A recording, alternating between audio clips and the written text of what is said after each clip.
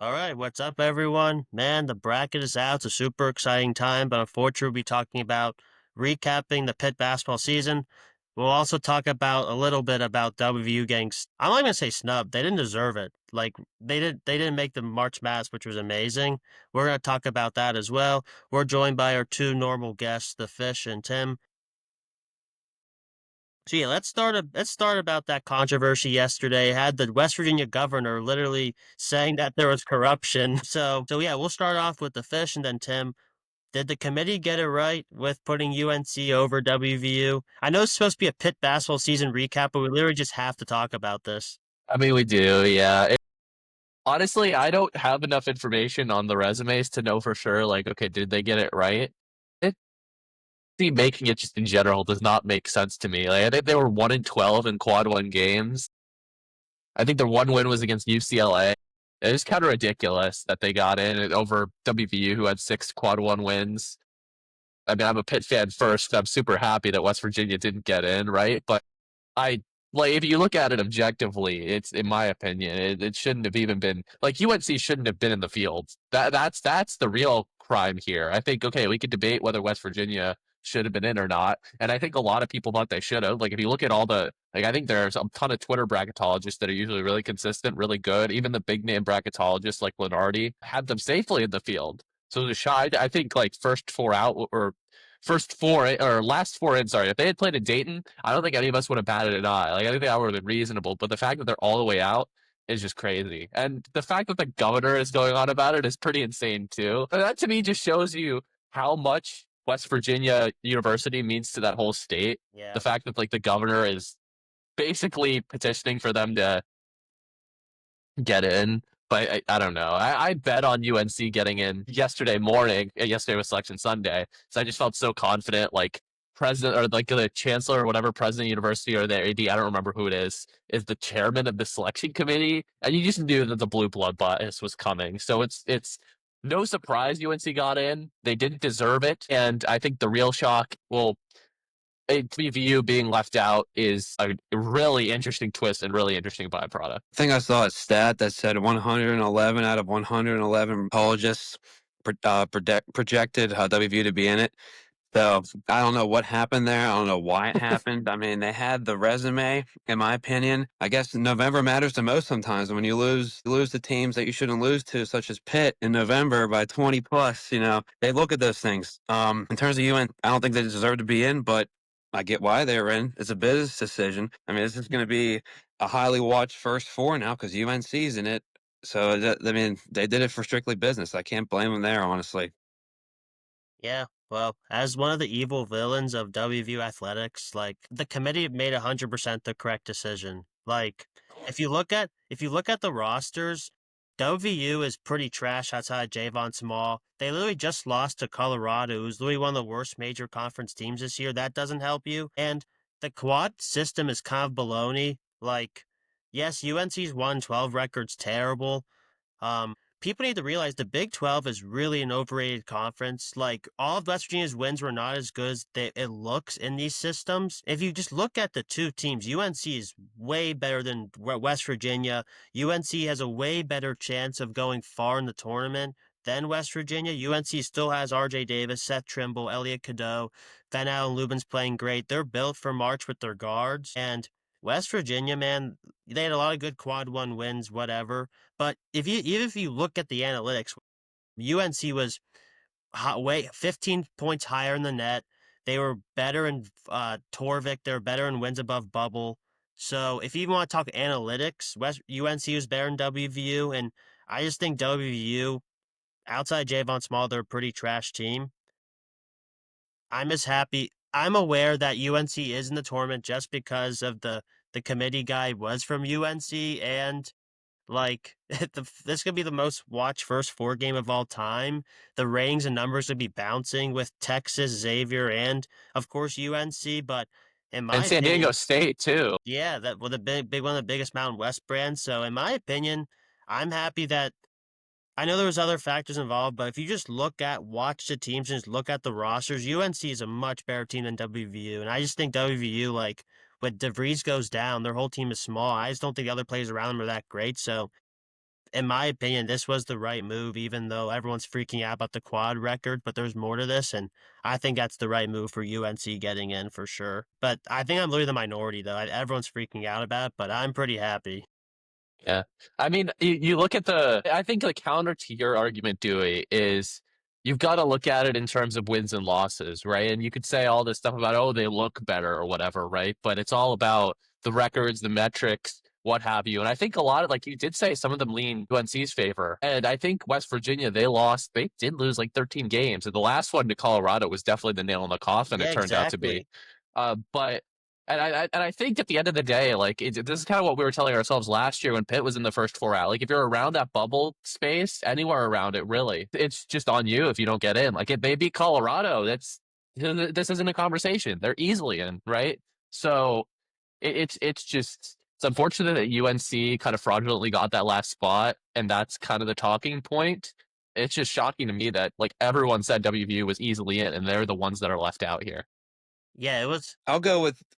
I agree with you, Dewey, about how maybe they didn't deserve it. The one thing I will say, I thought they deserved it, but I do think UNC has a better chance to go farther than WVU did. Like, I don't they were not playing that great of basketball. They had some really good wins early on, but recently, like, they have not been playing that far, and UNC has the guard. So, yes, I 100% agree.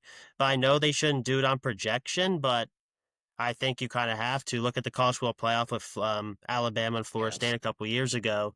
So I 100% agree with that, Tim. And like West Virginia was 19-13 in the Big 12. Like that's not even that good. Like I think the Big 12 is an overrated conference. Like this is an interesting point. Houston's one of the favorites to win the tournament this year. They were 4-3 1 point in the season, but then when they go to the Big 12, they barely have lost. Like I just think the Big 12 was as weak as the ACC this year.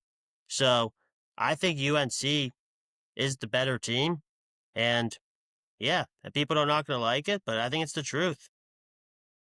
But the quad one is definitely an issue. So let's move on to the actual meaning of this podcast episode. We had to talk more about the victory milk, of course. Like I'm just happy I could post that again. It feels great. You We're love it, out of the man. tournament. You love the review fans bashing you on Twitter. I love it. Yep. I don't even care. It's awesome.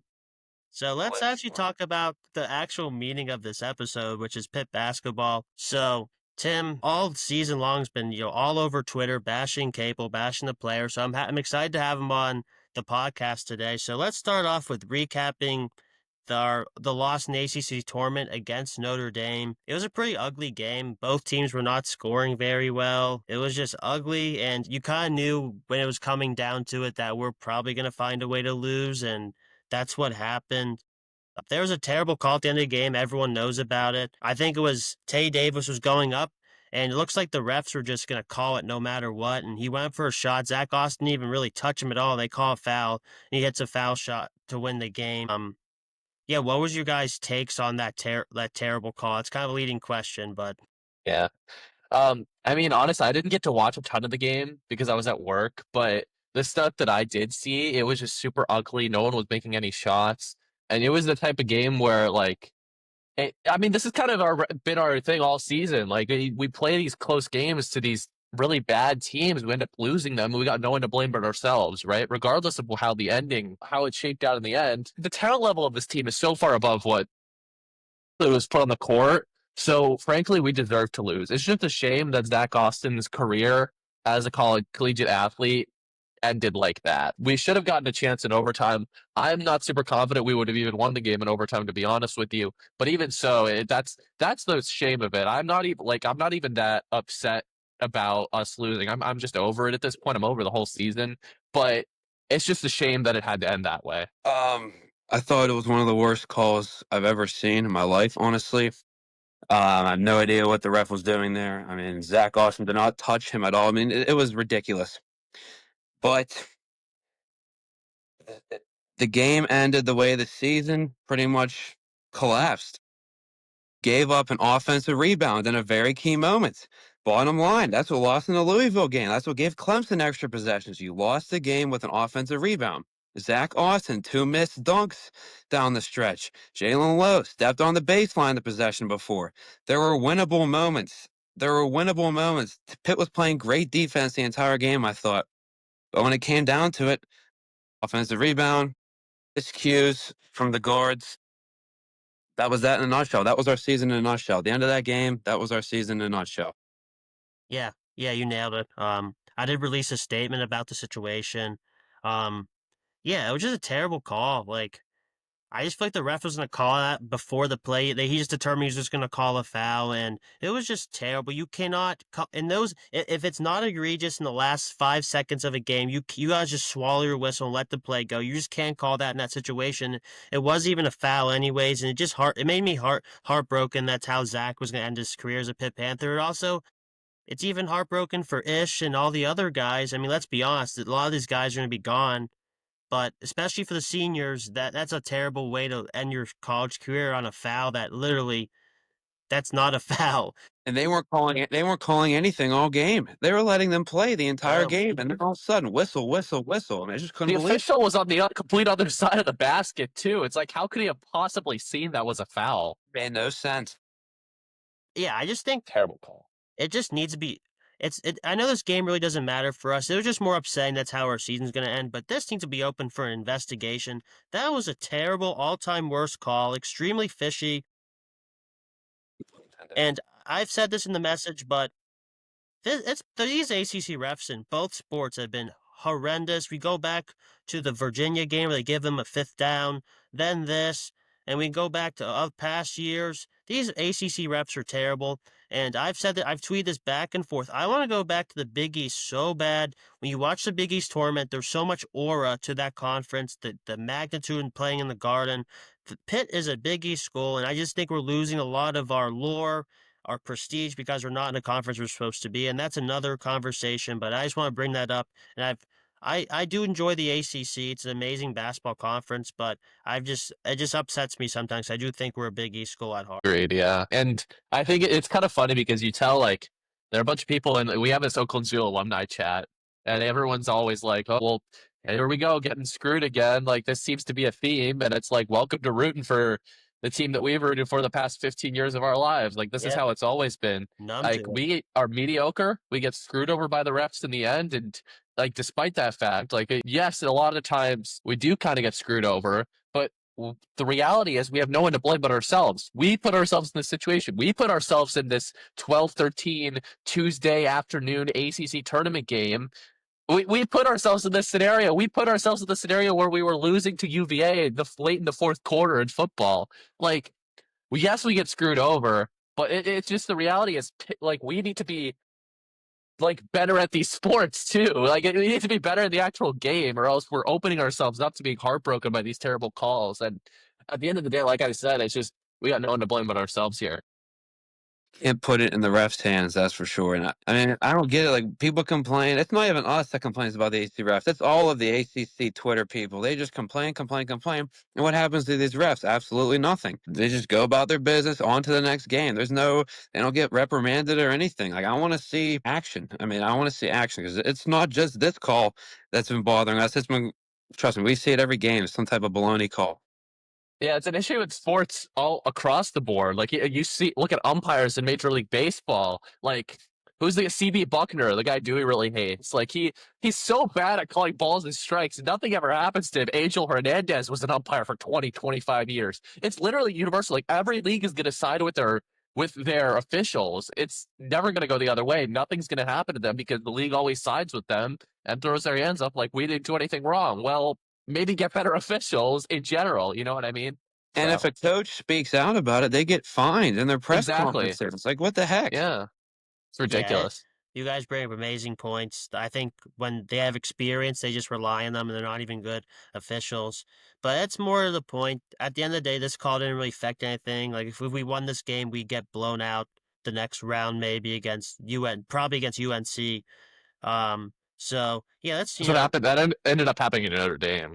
yeah, exactly. That's the thing. So I was just more sad that's how we literally end our season, but it was pretty like that's how the story was written for the whole season. So all right, so yeah, let's recap the season real quick. Finished the season 17-15. I mean, we had such hopes of, having under 10 losses. We finished 13th in the ACC at 8-12. I was thinking it would be 15-5, 14-6. We were 3-9 on the road which is last year we were known for we were road dogs. We had like 7 wins on the road last year. I just don't know what happened this year. Like we had such high hopes and just went in the drain. We were 12-2, 3-0 in the ACC, and then a couple losses, tough losses, just spiraled. So when you hear everything I just said, the Fish and Tim, like what's your immediate reaction to that? Well, I think there's a couple things. The one big kind of consistent thing throughout this whole season that people have been dragging on, like there have been so many different variables, whatever. It's definitely the coaching. Like the offense throughout the last 7 years of Coach Cable, the offense has just always been stagnant. There doesn't seem like they run any sets. You know what's coming. Oh, they're gonna run a ball screen with the big, and they're gonna bring the other like the guy that's on the wing around, and you could either Jalen can either hand it off to him or roll. Like it's blatantly obvious it's gonna happen every single possession, and nothing changes. And that was more of the same this year. And that's why, like you say you have all this talent, like these great guards. That's what they would say at the beginning of every game. Like the announcers would say, "Oh, Jalen Lowe and Ish Leggett are going to be one of the best guard tandems in the ACC," and they end up stinking because coach puts them in these terrible positions where they don't have an opportunity to succeed. And that's been the case. Xavier Johnson, Trey McGowan's were super talented as well. They just, the coaching there was terrible too. It's like a carbon copy of what's happening this year. Really, the only year we've had success was with Blake Hinson, all those seniors a couple years ago. That's basically it. Like you get a younger team, you can have all the talent in the world, but if they're not coached correctly, it's not going to be a successful season. And I think you could kind of see some of the seeds of that earlier on in the season in games like LSU, where we kind of struggled to pull away. Ohio State was really back and forth the whole game. They got out to a really early lead. And we just by a miracle three, the buzzer beater by Zach, we won. The Virginia Tech game was really bad.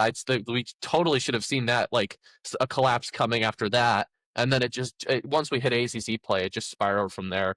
I just think like the coaching, you could always tell like the fact we didn't have any star power this year was really going to hamper us and losing our two best players, Blake and Bub. And Jalen he was put in a position to fail, and he just wasn't very good this year. So I think that's kind of a roundabout way to say the coaching was probably the biggest unifying issue in this season. A lot of players commit to Pitt because they love the freedom that Capel gives them when they're running the offense. Well, it takes a special elite type of player to thrive with that freedom.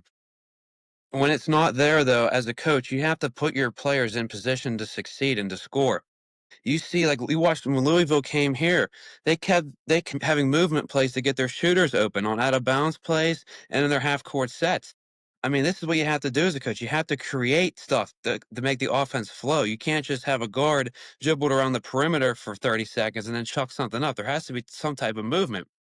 Another thing Capel did this year is when something wasn't working, he kept going with it.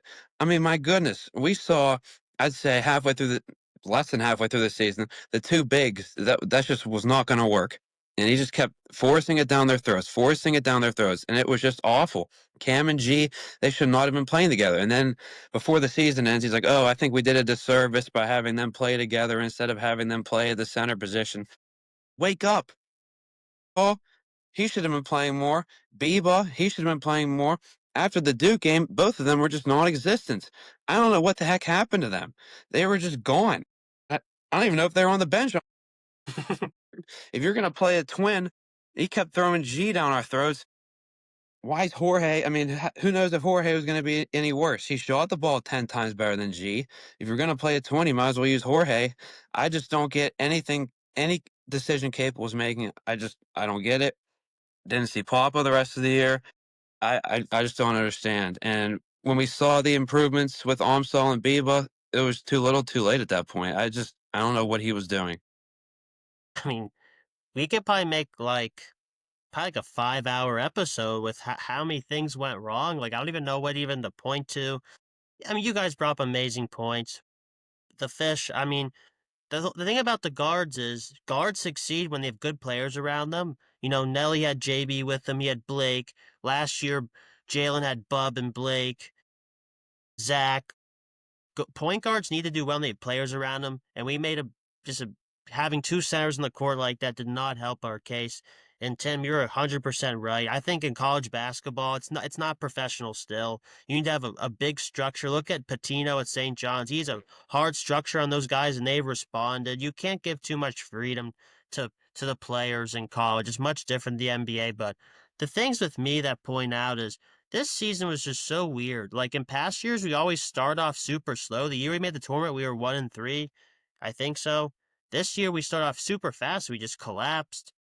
Like every game seemed like the same story. We start off super slow, and then we creep back. We get competitive because we have a lot. We do have good guards, but then we don't have the offensive sets. We don't have the crunch time playmaking, and we crumble in crunch time. Like it was like every single game. And I'll talk more about the roster construction and that stuff, but those were the things for me this year. We started off way too slow in every game, and then when it was crunch time, the other teams just had better plans and we didn't, and they just won. I also want to talk about a little bit about J-Lo because that is my guy, and I'm going to support him. And this season was definitely not his fault, but I just think what basically happened, we had so many heartbreaking losses, and those losses kept compiling, and then we just exploded basically. We just could not handle it, and I get it. When you have that many heartbreaking losses, it's hard to respond, and that's kind of what happened. So I know you guys talked a little bit about Capel, which is true.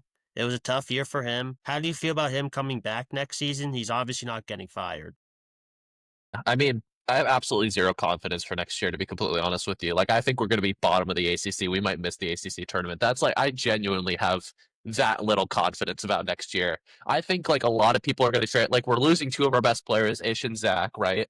I think Jalen is at a higher risk of transferring. I'd love to see him come back because I do think he has that raw talent, right? That could like lead him to be a star player. But I think with his godfather, right, being the coach of Miami now, I think that's going to be a big draw away.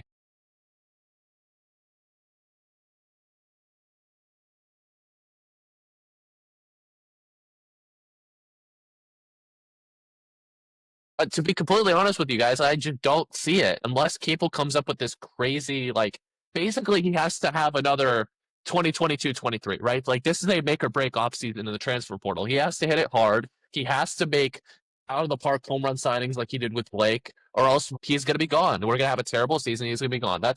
I have completely run out of confidence with this program after this season, and I just, especially with how many people are leaving, I just don't see it next year. I really wanted to work for him. Like he's such a great guy. You know, he came over and took that picture with us after our senior night. Oh yeah, I mean, oh he's yeah. a really good guy. He's about the right things, but he just gets in his own way a lot. And he's gonna need to find these ace players, these diamonds in the rough like 22, 23 to cover up his coaching blemishes. Somehow find an elite sniper again. I mean, that's the only way I see a positive outlook for the following season.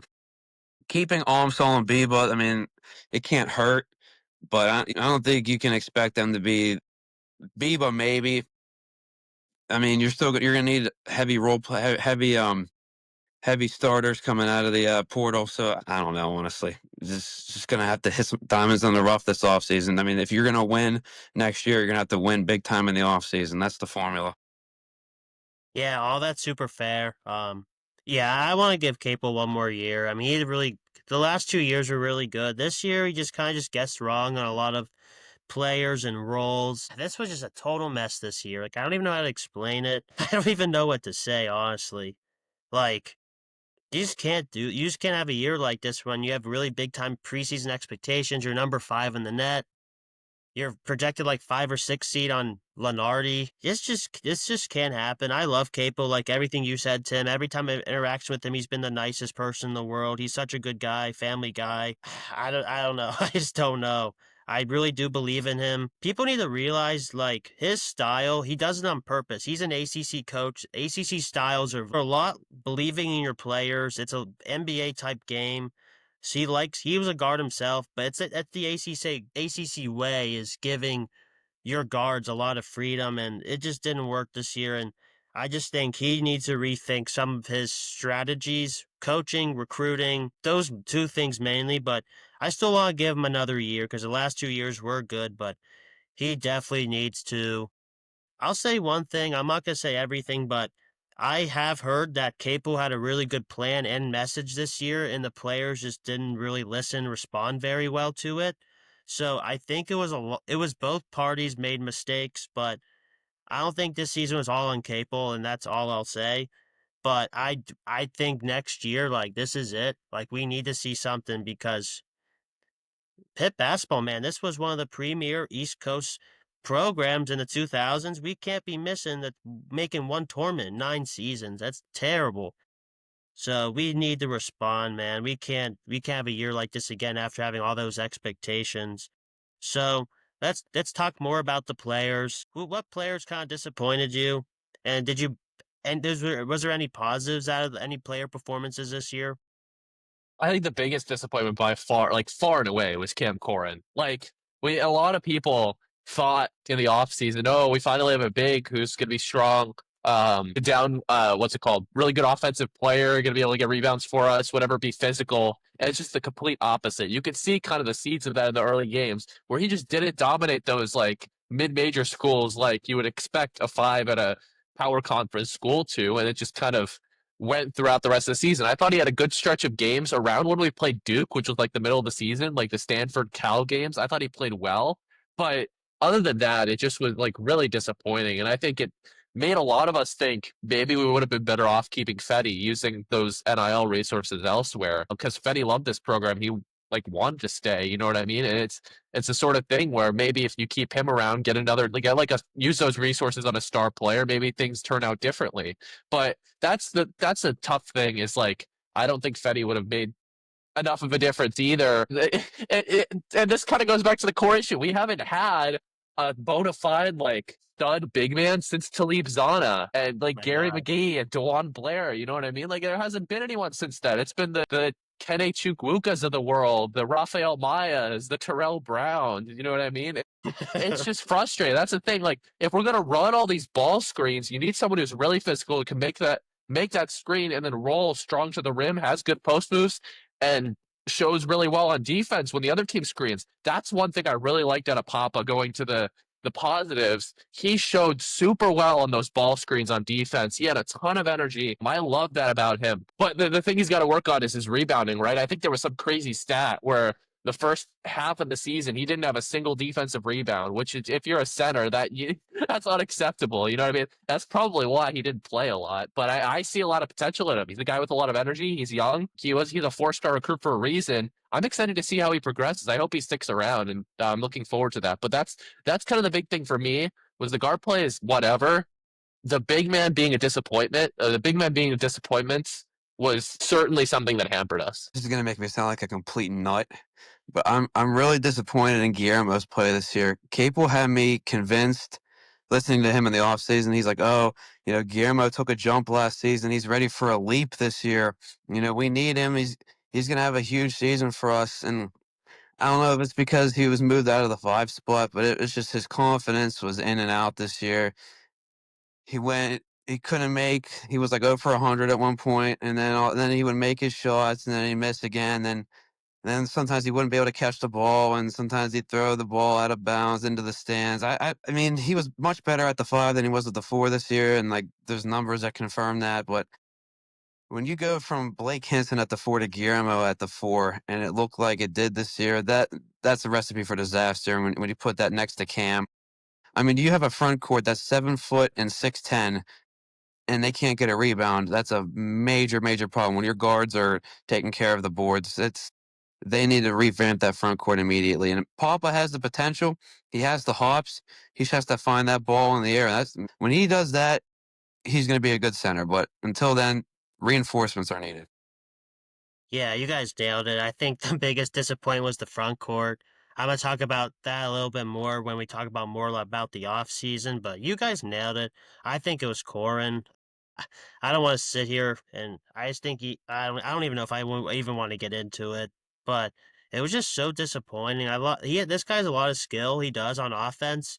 I feel like some games, like if he could just make a layup and make his foul shots, he'd be averaging like 15 a game. And I don't know, he just doesn't have that. Just doesn't. Sometimes he just seems to have pretty bad body language, and like he's such a big guy. You gotta get rebounds. I just don't understand.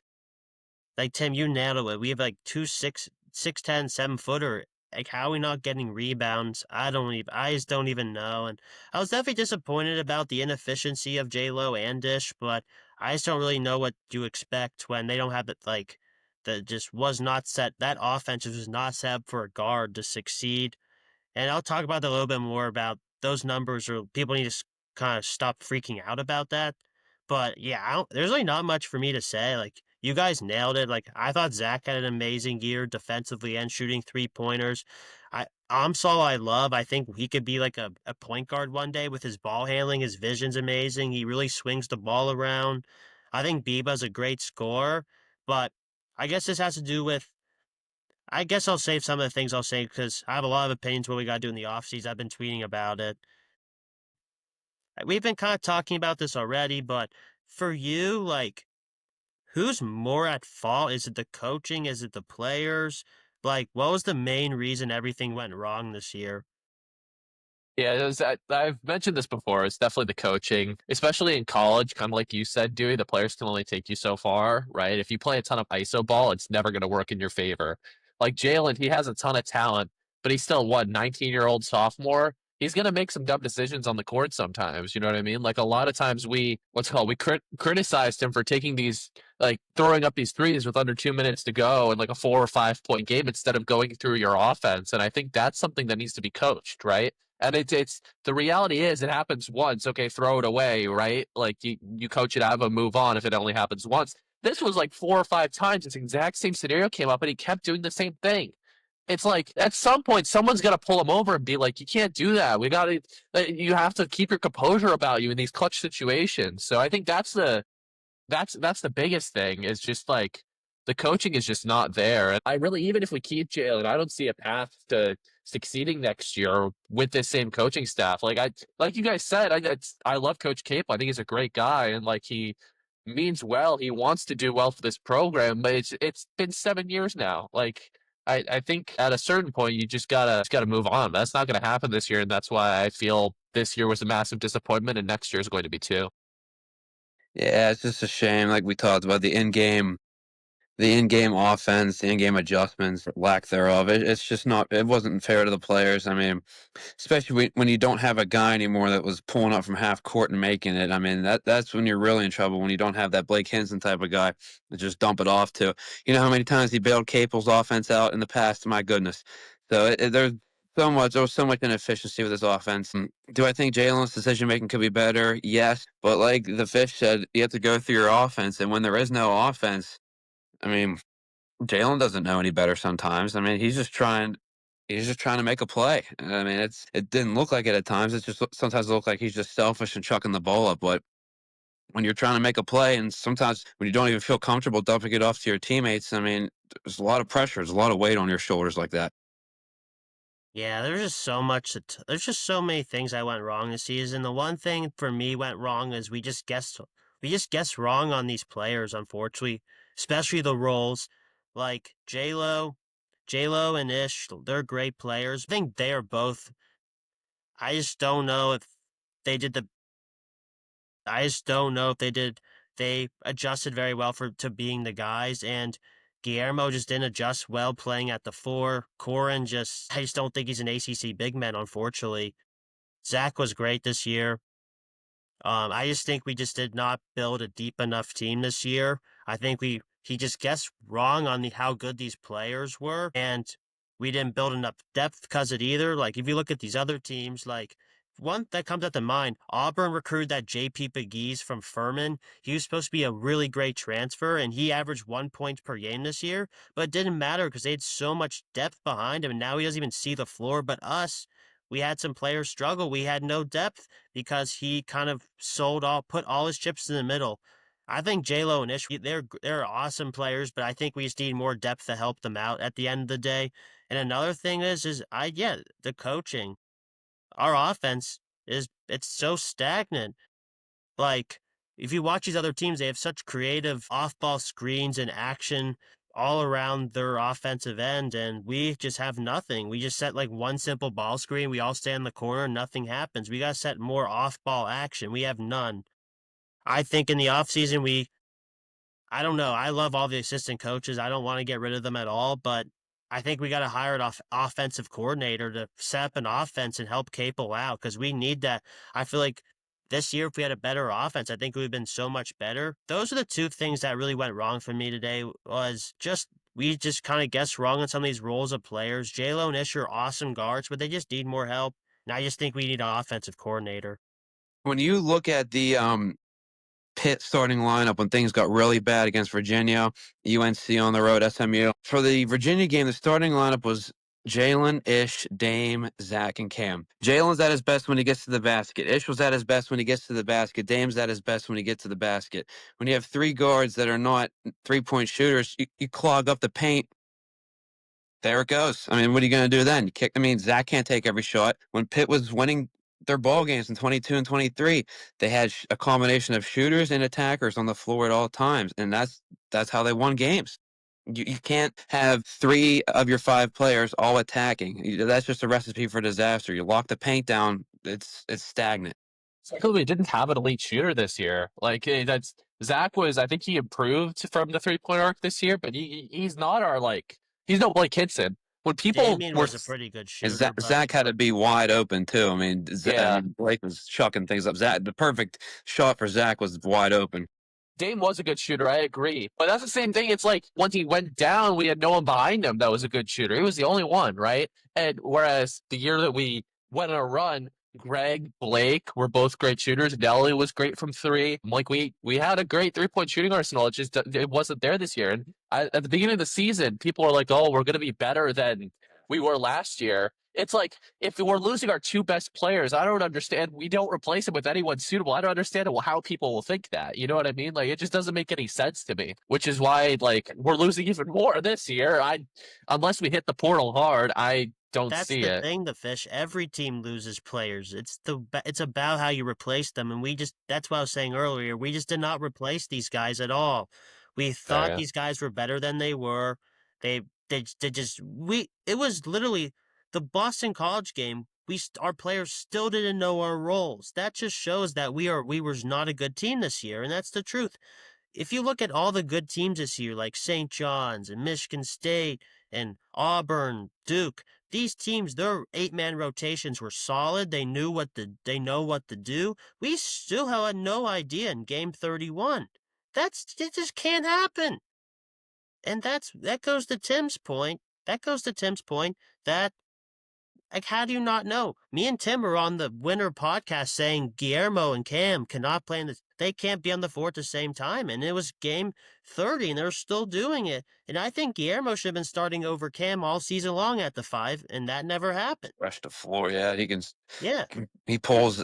That's the problem when you have Cam in there. They're going to clog up the paint even more because of Cam. At least with Guillermo, you have the big man on the perimeter most of the time. That's why his plus minus was always so good. Back to coaching, man. All about coaching. Yep. Yeah, Capel done a really good job the last 2 years. I guess maybe we didn't get where we wanted to be, but it was better than this. And we just could never figure it out this year. We got players that I don't know, just never figured it out. So this season's over. We just got to flush it away, unfortunately. So let's talk about, the portal's going to be open. I think the portal is open now, but there's not much action yet. I think it officially opens the 20, where I guess people could start. I don't even know. I just heard the 24th. So what do you guys want us to see us do in the portal this year? Or maybe even go freshman route? To be completely honest with you, I have no clue. I think the biggest issue with the portal, and this is kind of something you've alluded to, Dewey, is whenever we missed wrong or we guessed wrong about how good players were last year, and that really hurt us. In the portal era, it's very fast. What I've heard is it's very fast moving. You make decisions on these players. Then in the portal, you got to be right on them. Within 2 or 3 weeks, you don't have a ton of time to scout them out, and recruit them for years on end, like you do in high school. It's a lot quicker of a whole experience. So if you're wrong on someone, it can have huge ramifications because it's tough to tell right off the bat, and that's what happened this year. And that's the reality of what can't happen, right? We need to get things right. We need to know how good players are, and that's easier said than done, right? But I think, to be honest, we basically need to fill every spot on the lineup. We're losing all 3. I'm going to assume we're losing all 3 of our top 3 guards. All right. So Capel's playing in the 2022-2023 season. We're going to load up around John Hughley. John Hughley's going to be the centerpiece of our team, and we're going to surround him with nothing but shooters. That's the dream, fairyland scenario for this offseason. Get a great big and surround him with shooters. Create the spacing for him so you can work down low. That's like I said, the odds of hitting on a good big, as we know from previous experiences, are not that good. So you're just gonna have to look for talented guards, get that big that can at least rebound. He has to at least rebound, and then just find shooting. Keep Biba, get Armsol to shoot. Who knows if the Twins are coming back? I mean, they're good for the culture. If their play is not good, they're at least good for the culture. You have that. So, and with 15 scholarships allowed this year, you might as well keep them. There's It's just 15 now? yeah, because of they changed that rule this year. Cable was talking about it. It's 13 to 15? 15 players. Wow, that's You can have crazy. up to 15 total players now. That's including Are you 15 total players, so you like could 15. It's 15 players. They can be 15 scholarship players or a combination of scholarships and walk-ons. Only going to run a 6-man rotation. So yeah, we'll still run our 16. Doesn't so really they might matter who. eliminate walk-ons? That's Capable's talking about because with Vason, yeah. Oh, wow, that's sad, But but kinda yeah. sucks. So build around the big if possible, and you have 15 scholarships. Use as many as you can, even though you're only gonna play 6. Yeah. I posted my what we need in the portal. First one is we need a true point guard. I try to be as frank as possible, but yes, there is a great chance Jalen leaves. I mean, let's just have some common sense here. His godfather is the coach at Miami, who's one of the best. Who Miami literally basically created NIL in college basketball. It worries me, but I want Jalen Lowe back so bad. Yes, his numbers were like 38% from the field and 28% from three, but I mean, what do you expect him to do in this offense when he was expecting to do what Blake did last year? And one guy I like to bring up is Wade Taylor from Texas A&M. He's pretty inefficient as well. He shoots around 36% from the field.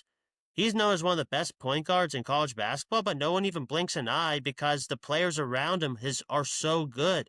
We have to do the same thing with Jalen next year. If Jalen comes back, I really hope he does. We need a true point guard to work with Jalen. I kind of like what UNC does under Roy and Hubert. They have 2 point guards that helps with ball handling and gets pressure off his other point guards. Look at R.J. Davis and Caleb Love, and in the older days, Marcus Page and Joel Berry. I think if we get Jalen another true point guard to work with, it takes some of the load off of Jalen. I think that would be so smart to get Jalen in a scoring role, but he also can play make, but he doesn't have to carry and do everything. Just how JB and Nelly worked out a little bit. So I think that, and we just need 3-point shooting. We need to find at least 2 lights out shooters. I want a guy like Rain Smith who just shoots threes like crazy. And I just want a guy like Blake Hinson, but that's going to be kind of tough to ask. He was an all-time great player. And in my opinion, in March Madness, you don't win with big men. You win with guards, and you win with a rim protecting and rebounding big. So I hope Guillermo comes back because I see a lot in him at the 5. But I think we need to target a center who is a great rebounder and a good shot blocker. And if we can get a lineup of a true point guard, Jalen Lowe, 2 shooters, and a rebounding big with hopefully a lot of these guys, hope Biba and Amsal, maybe they have great seasons and they could end up starring next year. We just need to have a lot of competition depth because in college basketball, depth wins as well. So yeah, that's what I think we need to do. Just a lot out. It's going to be hard to find 4 starters. Anything else you guys want to say? It just kills me because we could, us three could think, oh, Pitt has so much depth this year, but ever since Cable's been here, whether he's had 9 scholarship players or 13 scholarship players or 12, he's only running 6 or 7 or 8 players. Look at Patino. In his heyday, he was subbing players in and out, left and right, in line changes. Literally, it's Doing it capable. right now at St. John's. Exactly, capable. He just doesn't use his bench, and it kills me because there's talent there. You need to give the starters rest. You can't have them playing 38, 39, 40 minutes. I think that's the reason why we sucked in crunch time so There was a bad. burnout this year. It's not healthy. It's just not healthy. And the thing you said, Dewey, basically you named 4 out of the 5 starting positions that we need, right? We don't have the answer for that on our roster, which that was the case going from 2021-22 to 2022-23. And it worked out that year we barely squeaked into the tournament with that situation. Like, we got super lucky. We hit on all of those players and had an amazing season. The odds that we do that again, I don't think that they're as likely. You know what I mean? Like, it's gonna be difficult to replicate that in the portal again. Now we'll see if it can happen. I'm not holding out too much hope, but that is our only hope this year. Is if we hit the portal super hard and basically find a whole new team. Which Cable's done it before, so maybe we could. I just find it very unlikely. Yep. So, yeah. Yeah, I think we did a lot good this episode. I mean, yeah, we need to build teams with depth. We can't be relying on players like we did this year. We need to build a team with depth so if guys do struggle or not pan out that we thought, we could have backup plans. We need to build a team of 13, 15 scholarships of guys who can play. That's the thing I want to see. We have to build a lot of depth this year. I hope we learn from our mistakes this year. Remember, everything happens for a reason. It was a tough season, but we could always bounce back. And one thing is, we made the tournament that year because we returned JB and Nike. We have to have some guys return. We can't just lose a whole team and replace. It would be nice to get some guys back, which I believe we will. So yeah, that's it. I think this might be the season finale. The season's over, so new plan this summer. We love summer. So thank you guys. Thank you to all Pitt fans. Just stop hating on our team. Leave our players alone. We'll be fine. The sun's going to rise the next day. Everything happens for a reason. We will be back. Jeff Capel has a plan. Have some faith. Hell to Pitt.